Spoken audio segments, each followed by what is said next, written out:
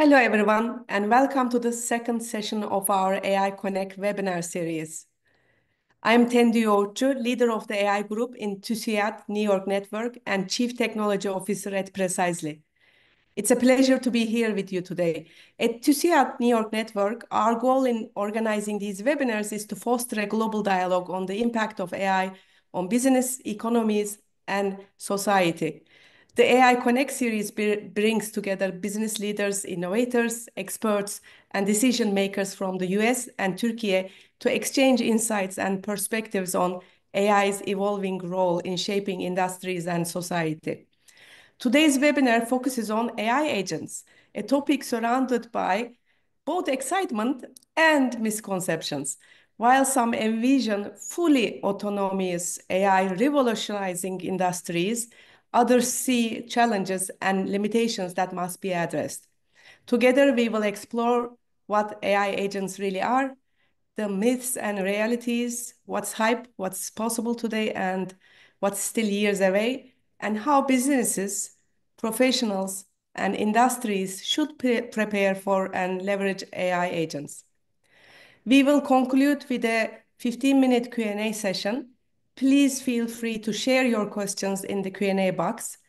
And if you'd like to share insights from this webinar on social media, we encourage you to use hashtag TÜSİAD NY Network and hashtag AI Webinar Series in your posts.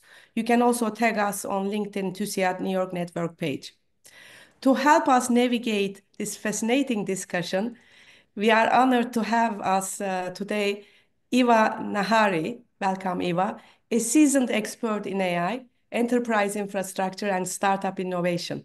Currently, she is Chief Product Officer at Vectara, a Silicon Valley startup enabling enterprises to build generative AI applications easily and safely. Before this, she was an investor at DNX Ventures, driving investments in AI and enterprise infrastructure startups, and previously played a key role at Cloudera, where I had the opportunity to meet her and work with her. She was leading natural language processing and search technology products while shaping go-to-market strategies. She also built and scaled businesses, launched revenue streams of $20 to $50 million, and led executive advisory initiatives with Fortune 500 leaders. Beyond her corporate work, Eva is an active angel investor, board member, and startup mentor, helping early-stage companies navigate growth. With a Master of Science in Computer Science from Royal Institute of Technology, she has focused on AI and autonomous systems and holds multiple technical patents. With a wealth of experience across AI, product innovation, and venture investments, I'm excited to dive into this discussion with her. Please join me in welcoming Eva. Eva, thank you for joining us today. Thank you, Tendü. That's so rare that you get to look back on everything you've done, and it makes me feel a bit old, though. I've been in this space for a long time, but I'm super excited to be here today and share thoughts with you who are also a thought leader in this space when it comes to data and trust and safety. So I'm excited. Thank you. Thank you. Eva, let's get started with a little bit of baseline. There's a lot of discussion and emerging new hype around AI agents. Before we dig deeper into the new motions, perhaps we should try to level set on what agents are and set that definition with our audience. Sure. Well, first of all, I want to mention that AI has been around a while, and it's always been the intent of AI to automate and replace tedious human workflows, as well as defining and detecting patterns beyond human, visual comprehension. So I think, this agent thing is what's new on the block, but automating human workflows has been around for decades. I remember a project I was involved in that took human effort down from 11 weeks to 3 hours, for instance, and that was looking at molecular patterns and terabytes of data. It's tedious human tasks, and that's where I think AI shines, where you can put AI in place to help reduce that massive introspection or massive combing through data in the traditional sense to automate humans or human tasks. But with agentic coming, I think we need to not skip what recent years have done in generative AI that brought a whole new human-like interaction to systems, right? That's what generative AI has done. And also a wide ideation capability. If you feed it enough data, it can kind of put things together in the most likely way. But it's still a ways until you can replace human common sense or human empathy. I think there's motions to do so, but we're not really in a world where agents will take over every single role out there. And I think I want to level set what agents are. Um, we come from generative AI assist applications where you have a question, where it goes and finds it in a whole different way. It's more human-like. Those Gen AI assist applications is reality today. And what the next step is the agent, uh, a set of agents or an agent doing these information retrieval for you, going to different system and interacting and understanding a little bit more of a context. But what I think most people are excited about talking about agents today is the fully autonomous version that goes and replace multiple human workflows or multiple human tasks or even a whole human role. And I think, there's a journey there to be talked about, and what agents really are may be different what enterprises are implementing today versus what the market and media and everybody's excited and scared about.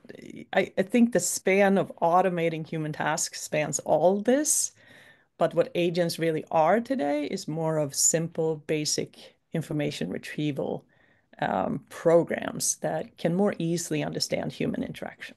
So that's where I'm coming from. Thanks, Eva. And in fact, I was attending the Gartner's Data and Analytics Summit a couple of weeks ago. And there was a session that talked about Apple's Knowledge Navigator. In some sense, if you come to think of it, a Knowledge Navigator introduced the concept of agents around 1987. And as you pointed out, with generative AI, we are now incorporating the large language models and the concepts of agents, which is making this a bit potentially more powerful. For our audience, I want to give you a simple example because most of you are seeing chatbots, AI assistants, and now the AI agents. What's different? Imagine you are a busy executive, which you might be in this audience. You ask your AI assistant, find me the top 3 market trends in my industry, draft a summary, and schedule a meeting with my team to discuss. A traditional AI assistant might pull up a few links for you, summarize the content for you to read. And the anticipation about a fully autonomous AI agent is that it will search through reports, emails, your data stores to gather relevant insights, generate a well-structured summary of the top trends, proactively schedule a meeting with your team, checking availability and sending invites, and prepare a draft presentation for the meeting for you, all without you manually directing every step. This is the anticipated power of AI agents. They don't just give you answers, they take action and make decisions within defined boundaries. They can be autonomous or semi-autonomous. Sometimes this is also referred as augmenting agents. However, as Eva rightfully highlighted, we need to set realistic expectations. We are at the very early stages of this. We are not at the state that the fully autonomous agents are doing things in a trusted way. And this is a kind of a good segue because one of the biggest challenges today is cutting through the noise and distinguishing between what is real And what's just marketing? AI is already a hype space, and now we are seeing AI washing, like we have seen greenwashing with ESG, where companies rebrand existing automation as AI, generative AI to ride the trend. And more recently, agentic AI washing, where even basic chatbots are called as agents and rule-based automation is being labeled as AI agents.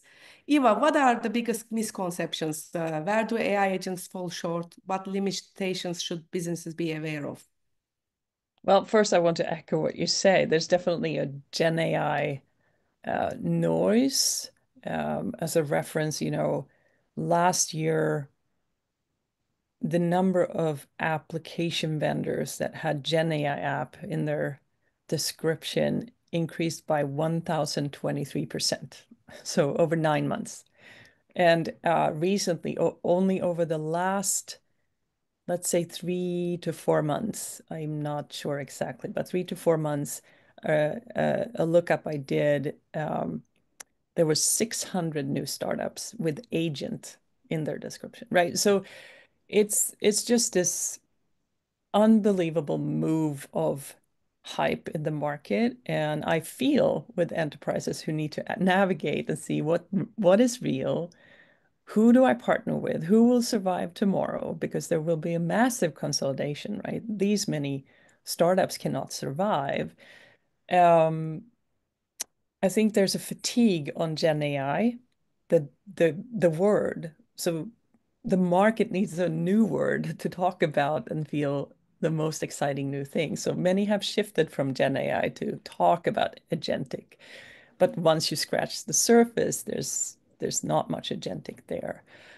So be skeptical when you hear agentic, and go to the bottom before you jump to conclusion. Then there's another aspect of this, which is the RPM.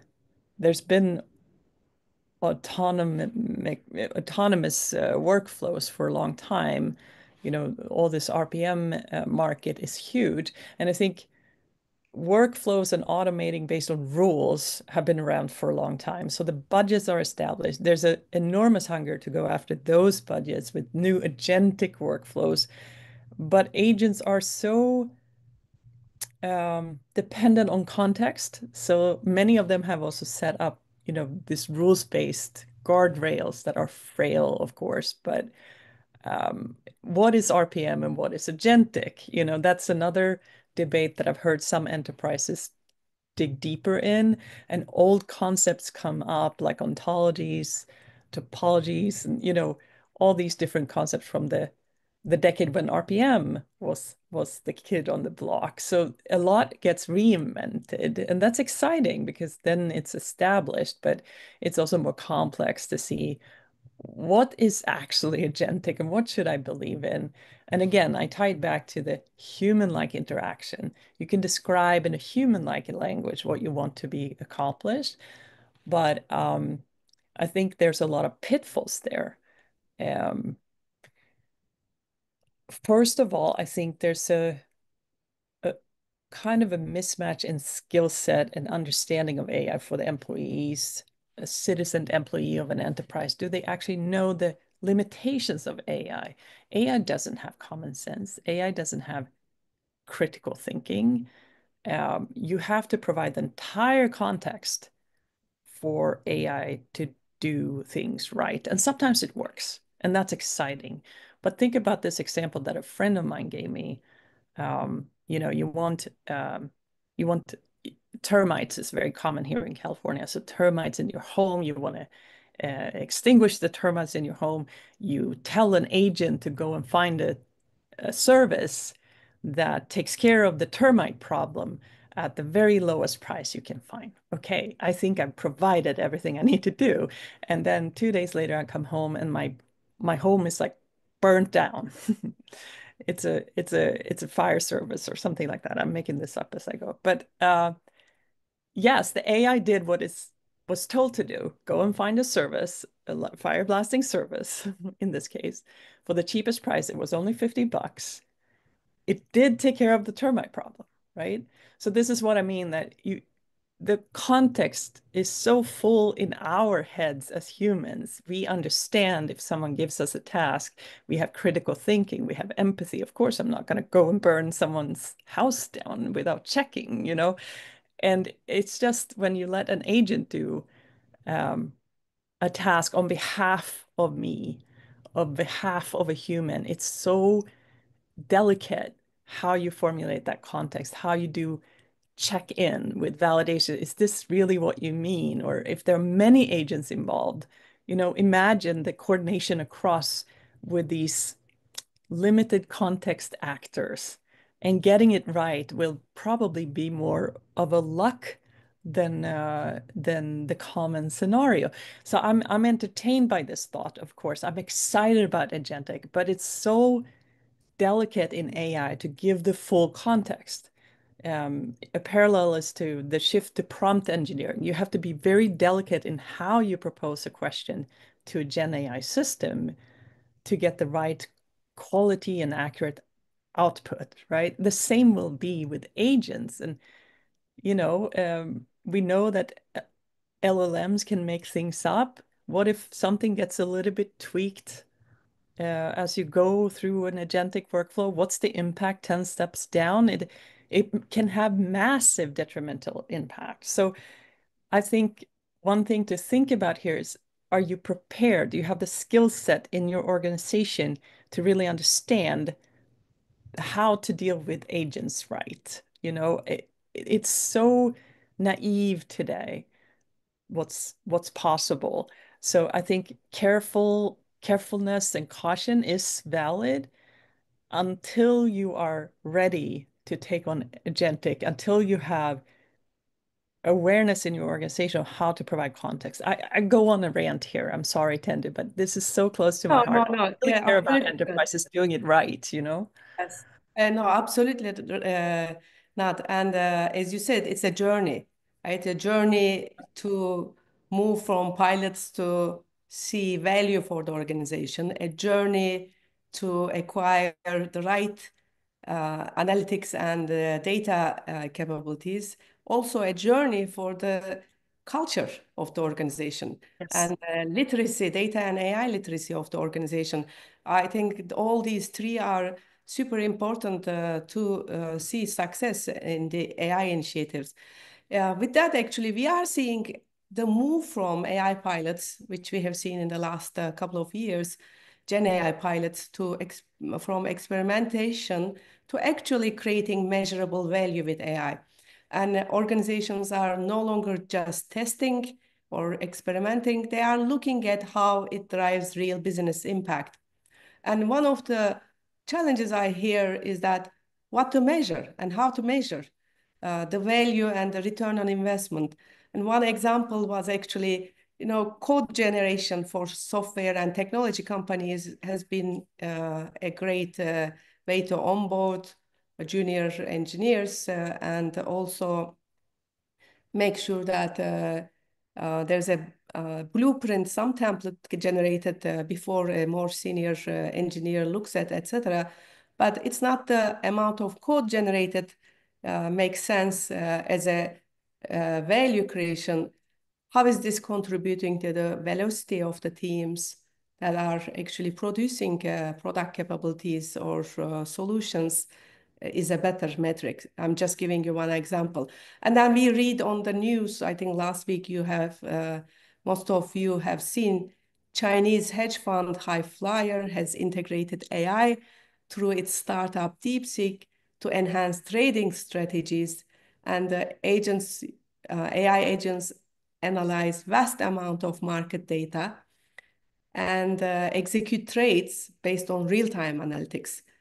This can be incredibly powerful, but also a bit unsettling when you think about the level of automation and decision making that can happen in the financial markets. Are you seeing any real world examples that companies are getting value? What industries are seeing the most impact from AI agents? So I would say I echo what you said. Like I've seen the same thing, that enterprises have have experimented a lot of POC. They've started to embrace generative AI, to go back to that concept. There's been definitely rollout of Gen AI assist applications in production. Many of them have landed on a retrieval augmented generation, meaning you don't let the LLM decide what to answer. You actually root it, you ground it in trusted data that you've selected and, you know, um, prepared for LLM usage, like embeddings and vector database and all that technical, beautiful stuff. But you actually ground the answer from the LLM into your trusted data. That is what's emerged as return on investment, valuable in production use cases to date. That's what I've seen. And it could be a support, support assistant where the support agents go and get answers across many different information sources faster and formulated in a customer friendly way. So it speeds up their efficiency, and you can measure how many cases they can close or how many cases get deflected if you feel the quality is enough to externally expose such a service. You've seen it in engineering, as you say. There's a lot of coding, but the question is, the workflows change. Do we actually gain something? At Victoria, we're building an evaluation framework for RAG. So that's going to be exciting to see the impact if that can help understand the quality of output has also been hard to measure, right? And the cost of one solution versus another, the maintenance cost, the total cost of ownership. It's not just the outcome of ROI, it's also what does it take to build this system and keep the data pipeline accurate and trusted. It's all a holistic, Gen AI application pipeline, really. And you need to rethink that in the organization. I think there's question marks on ROI because costs are high. If you bark down the road of doing it all yourself.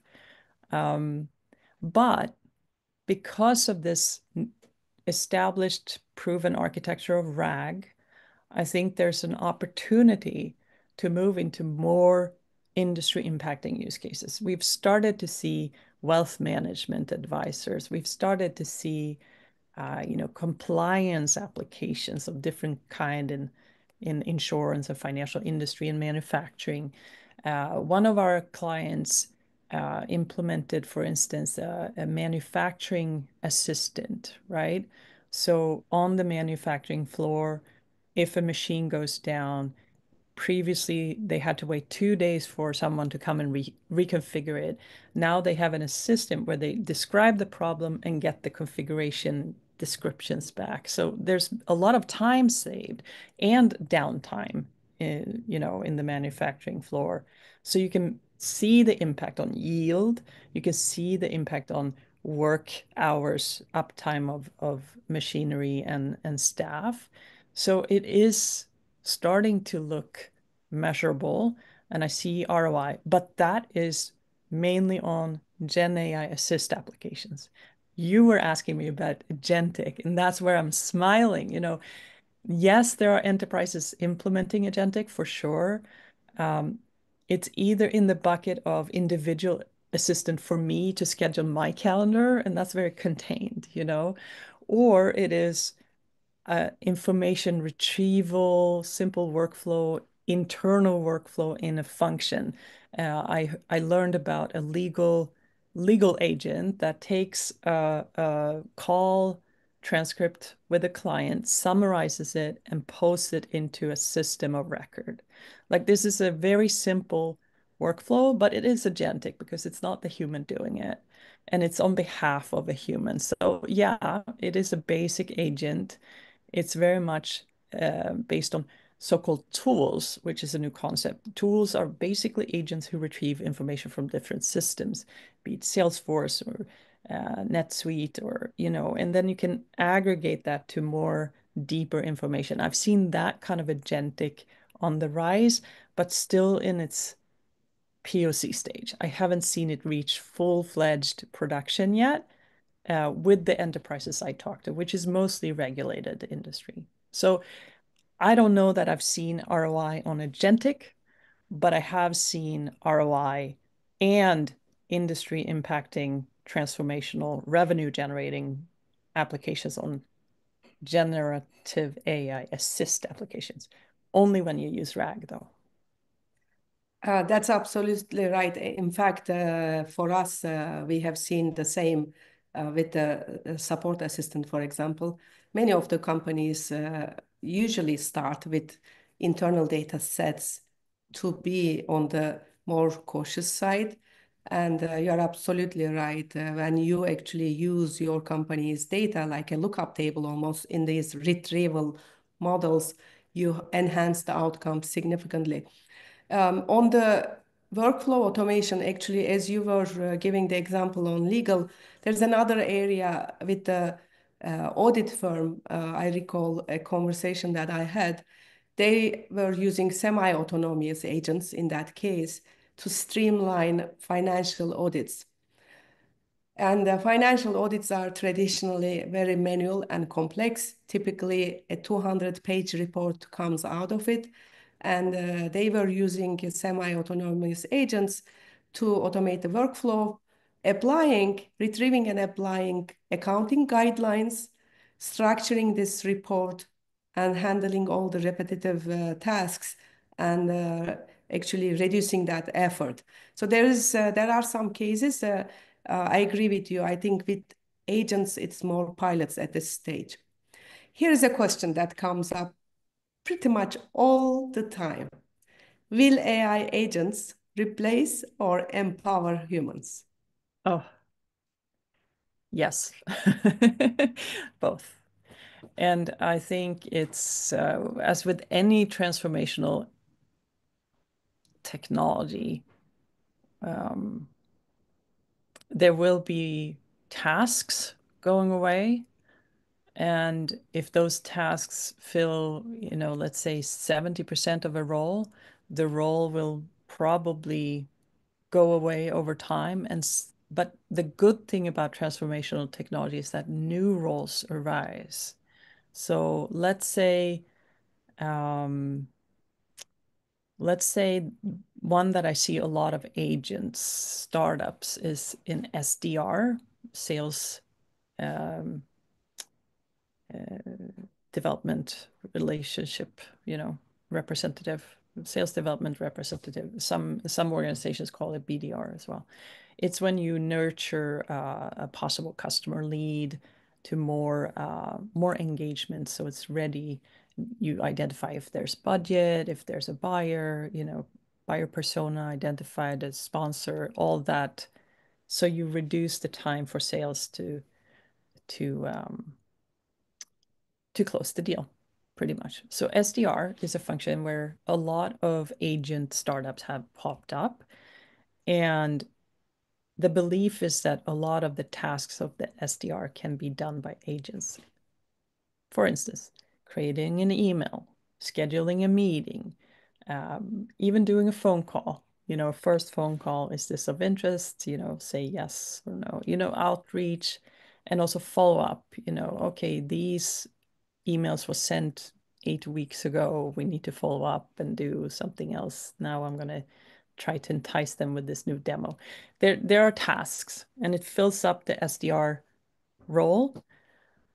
But who's going to manage these agents, right? They are not critical thinkers. There are not enough guardrails or guardian agents who cross-check, will suddenly multiple agents follow up with the same person? Will they suddenly escalate to doing it too frequently? There needs to be guardrails. If you give an agent a mission, someone needs to be there today to manage them. And I think agent manager is something that's going to come up in these roles where a lot of the tasks, not all of them, but a lot of the tasks can be automated. So I think yes and yes, like some roles will be replaced, and yes, they will enhance human contributions. But I'm a full believer that AI is in our hands to enhance our workflows, enhance the opportunity for humans. if a whole work category goes away, there will be a new technology where they are needed. You know, there are many things on the rise right now, and there will be other opportunities, but the world will not look the same. That's my personal belief. I agree with you, Eva. If AI takes over many of the repetitive entry-level tasks, uh, we will need to think about how the professionals gain experience and progress to use AI effectively. And businesses will need to address how to balance efficiency with that workforce development, investing in the skill sets.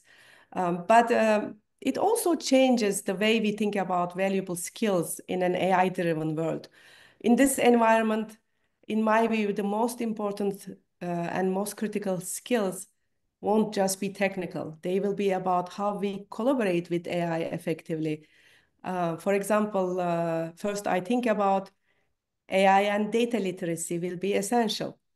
And you don't need to be a programmer, but understanding how AI works, understanding its limitations, and how to use it strategically will be critical. The ability to interpret AI-generated insights and asking the right questions will set professionals apart. Second, critical thinking and problem solving will be more important than ever. AI can provide insights, but humans must validate, challenge the biases, and apply judgment. A financial analyst, for example, might use AI-driven risk models, but still make the final investment decision based on expertise they have. And third, adaptability and creativity will be key differentiators. AI can automate tasks, but right now, at least, cannot think outside of the box like humans can do, at least not yet. Those who use AI as a co-creator in product design, marketing, sales, and strategy will have a competitive edge. And finally, leadership and emotional intelligence remain irreplaceable. Ability to integrate AI into workflows while bringing creativity and empathy to the table will be super valuable. The bottom line, the most successful professionals won't be those who compete with AI, but those who know how to work alongside it and build new opportunities in an AI-powered world. Last question, Eva. How can companies ensure responsible and effective AI agent deployment? It's a very hard question.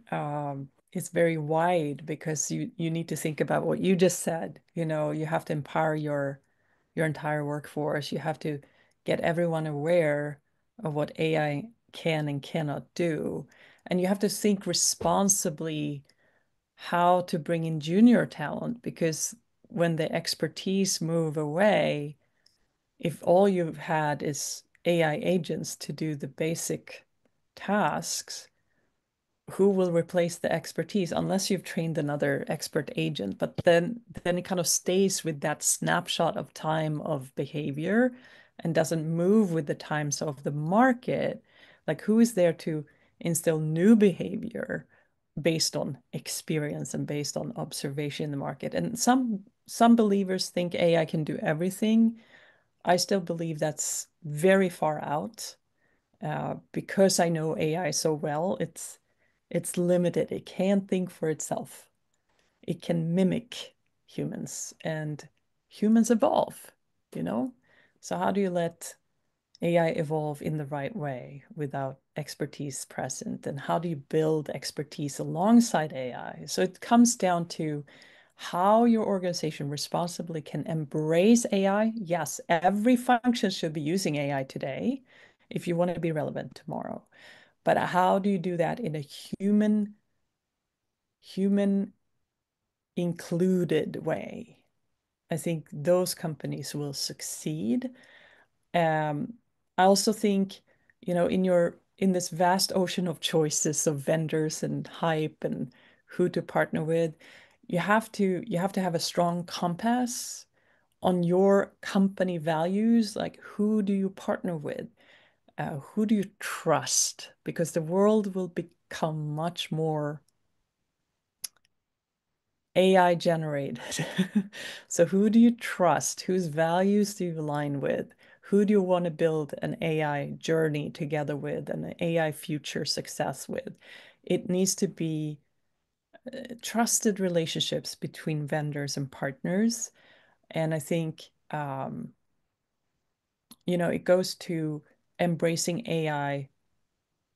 I don't like the word cautiously, but like with intent, with thought throughness, with step-by-step journey so your organization can grow and adapt and mature together with AI. And I think that's a journey you embark on with selected trusted partners who care about these values.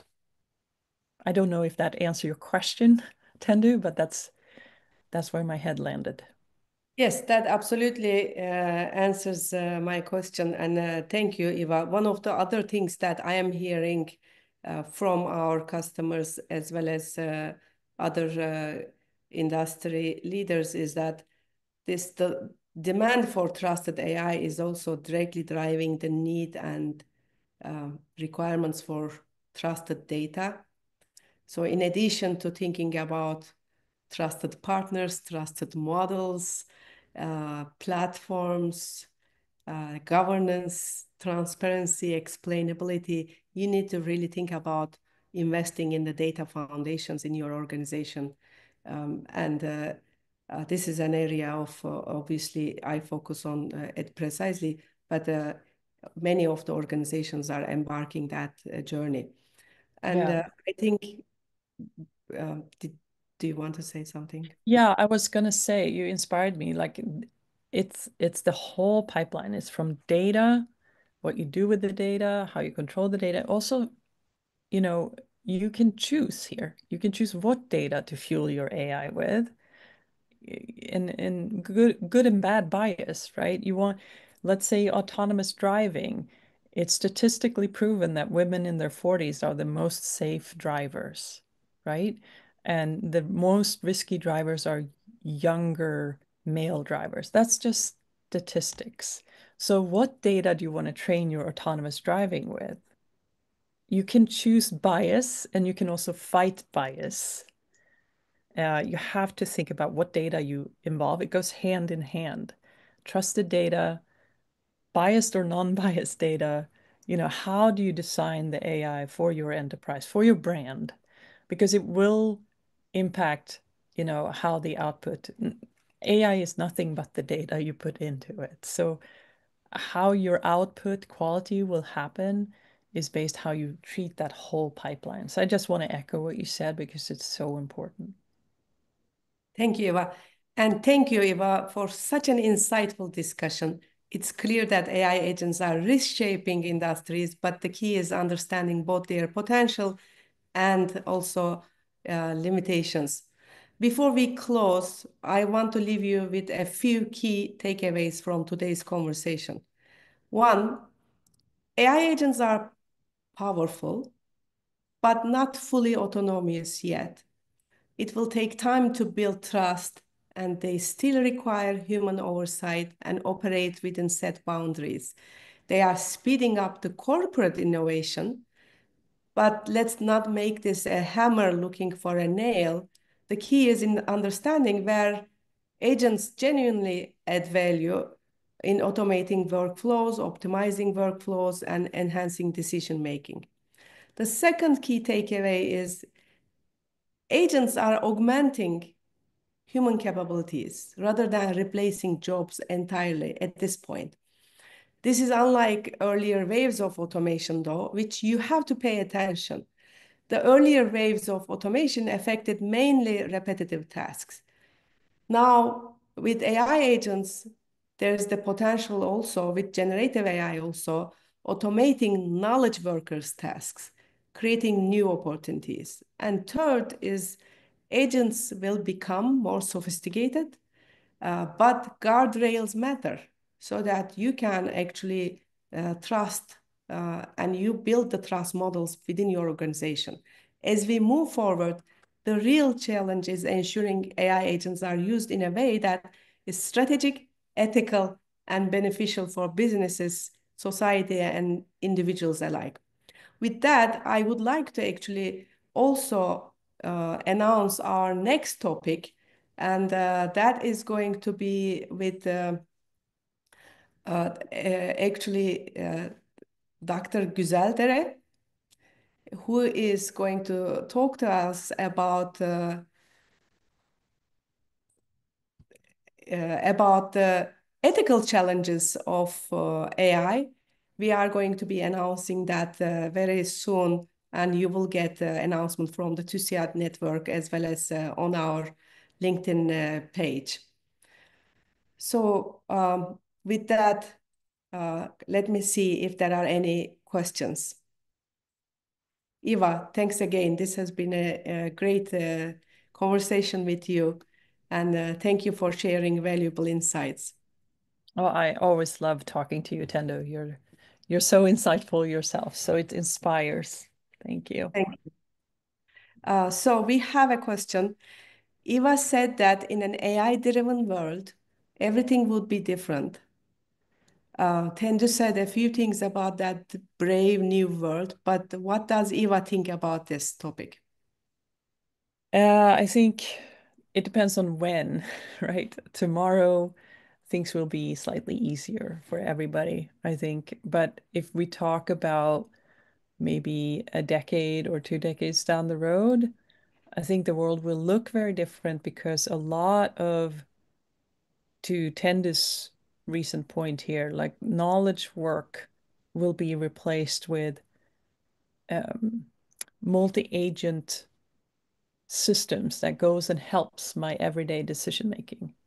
I'm not sure I'm ready personally to trust agent decision making because I know how little context you can provide them, you know. And I think it's going to be essential to build out guardrails or guardian agents. There needs to be helper modules. You need to develop expert models, you need to develop critics, you need to develop checkpoints, you need to develop coordinators between different agents working towards the same goal, but might conflict at times. You might have to have validation checkpoints along the way. You definitely need RAG systems and external models and internal models. It's going to be so complex, but I'm talking about the end, or not the end of the journey, but far down the journey. And that's what I mean when I say AI-driven world. There's a lot of different pieces that are doing things for me on my behalf, but would I trust them with my economy? Would I trust them with my health? Would I trust them with my children? There's a limit for what I want AI to take over in my life. So I think it will look very different. We will adapt. It's a very fast-paced, changing world right now. So everyone has a hard time keeping up, but we will have to embrace it. It's just, I wish it will be on my terms. I'm not sure it will be, but I'm working towards a path where, I wake up in the morning, go to my job, and at Vectara, I'm working on a path for enterprises to adopt Gen AI safely and responsibly, and seeing it as a partnership and a journey, and we're going to do the right thing and learn from each other forward. This is what I think about this. It's a wide question. What do I think about this? I think that the world will be completely different, but we will go there together. I just can wish that it's on my terms, when I interact with AI. I'm not sure it will be. Thanks, Eva. Here's another question. Thank you for the insights on agentic part of AI. Moving forward, which industries you think are likely to embrace agents more and experiencing bigger impact of productivity? Eva, let me start on one example here that actually I was listening to one of the healthcare CEOs, and there's a shortage of nurses in United States. This is a major shortage. It has been going on since COVID hit, and COVID hit United States pretty bad, as you might have heard. And like the example Eva gave for business development representatives or sales development representatives who are taking the initial calls or looking at the background of a particular company or client to have that initial conversation or the communication. There is also when you check into a hospital or when you check into a healthcare center, there is a first level interaction that happens in the onboarding side for patients with the nurses. And one of the hospitals in United States is actually using this successfully, semi-autonomous, but still successfully to accelerate that initial onboarding of the patients and checking in and creating whatever workflows that the next actions have to be taken on behalf of those patients. That's just an example. Eva, any thoughts? I mean, it's said that every role in every function in every industry will be impacted. That's why this is larger than or equivalent to the mobile phone era where, you know, all the mobile apps exploded the world almost overnight. This is similar, you know, every function interacts with human language in some form. So I think every industry to some extent, but I think where the real gold is if you can rethink workflows, because now you don't have to depend on humans in every step. If you can rethink how you want to do business, how you want to reach your customers, just like the mobile app, it was something new. You could reach customers on the phone every day, every hour, right? It created a new way of reaching your business. This is similar. In my mind, this opens avenues of doing business differently, of reaching clients. I talked to an insurance company the other day, and they are using generative AI first as an assistant to their um, claims agents, but will move forward and potentially do it autonomous. And they're doing it to enhance the customer interaction. They actually add empathy. They add, you know, in their prompt engineering for the agent's response, you know, to be generated, they take in customer empathy and like they listen to what kind of car accident it was. Is it, you know, do they have kids in the car? They think about the context and then formulate the response back. That is what I mean. Enhance the customer interaction, not just automate, not just, you know, get more money for the buck. No, you have a chance to make it better than human. That is what I think will really impact revenue in the end. If you use AI the right way, it can actually be better than human interaction. And that's exciting for business, brand recognition. You know, you loyalty and empathy will still win in this world. And if you do AI the right way and not the callous way, right? I think you can use AI for good and for bad. I'm here encouraging enterprises to do better than human. Do it biased in the right way. Do it with empathy in the right way to increase the customer satisfaction. Don't just do it for a efficiency play. Do it better and in new ways. Reinvent your business. That's that's the businesses that will win, no matter what industry. And I'm focused on regulatory industries like healthcare, manufacturing, finance. I see finance is jumping with head first. They're going to do it first. But that's not unique. Like that's always finance because they have kind of technical know-how, they have the resources, they have the budgets. So they've been doing AI for decades too.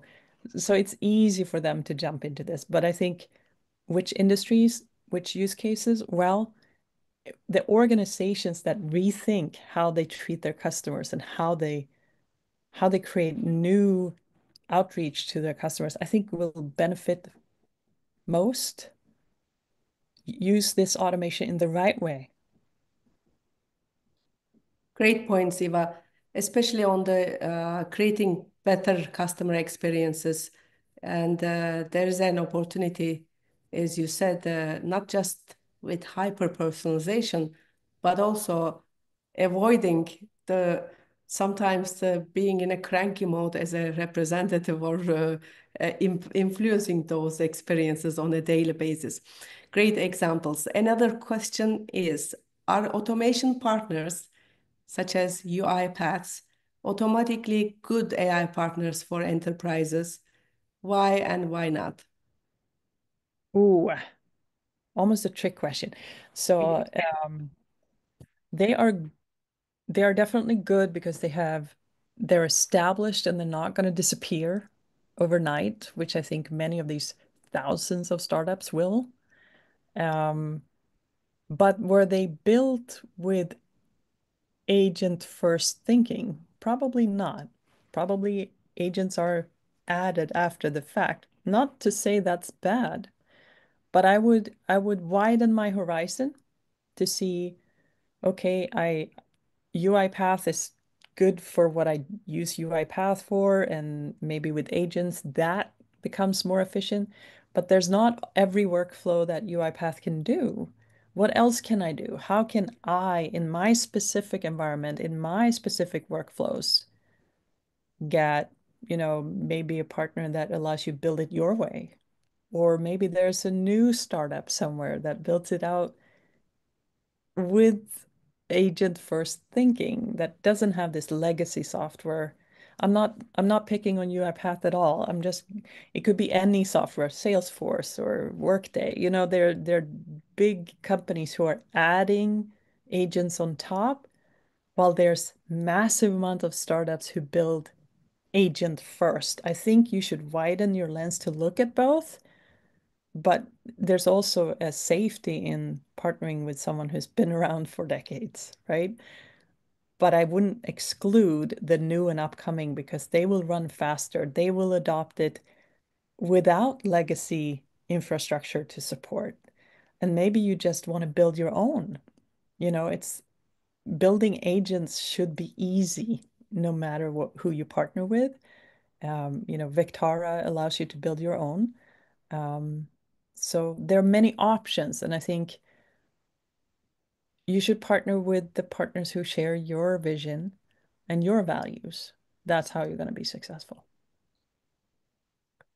I agree. And while we look at some companies that might be the incumbents of their industry, for example, Adobe falls into that, right? They were the leader in what they did, and they successfully layered AI and came with a Firefly offering and went to market very fast.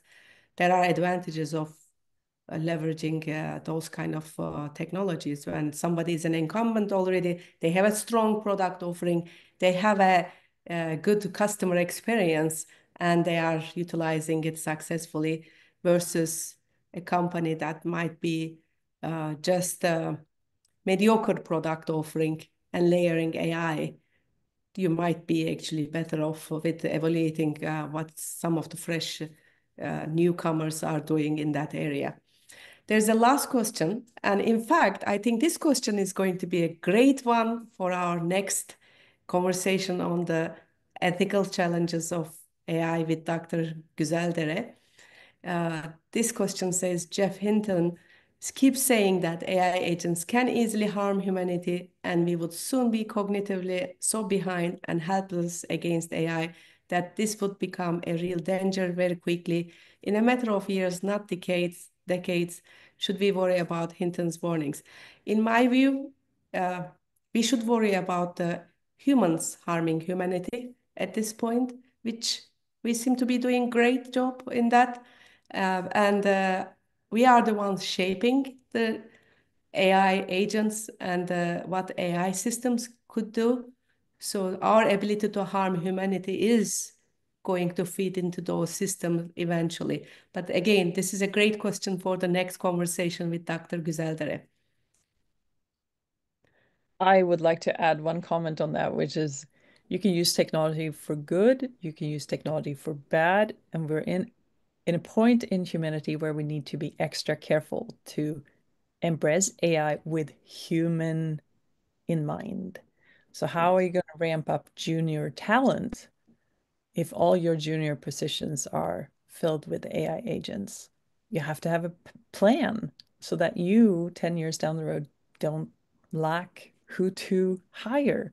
You have to embrace a learning culture that just because you've had a job for 10 years, you shouldn't be content. You should continue learning, adopting AI, see how you can improve with AI, how you can, as a person, elevate with AI. You should embrace, you know, a, an expertise sharing culture. You know, it's if you train AI on one expert and that expert goes away, that expertise becomes stale as the world changes. How do you make sure that continuous building of expertise is also outside your AI so you can always be that critics of AI? You can't just settle to capture some expertise and then be done with it. You have to constantly criticize and reevaluate and learn even with your AI. So it's this cultural shift in organizations that need to happen where we also focus on skill leveling and constant learning with AI. If we're not going to end up in that dark utopia, not utopia, dystopia of Hinton. But I encourage you to engage, embrace, learn, and do the right thing. Completely agree, Eva. We have an opportunity here to use AI, generative AI agents for a better society and for a better world. Thank you to our audience for joining us, and a huge thank you to Eva for sharing such valuable insights. Looking forward to continuing this conversation as part of TÜSİAD New York Network AI Connect series. Thanks for having me, Tendü. Thank you, the audience. It was great. Thank you.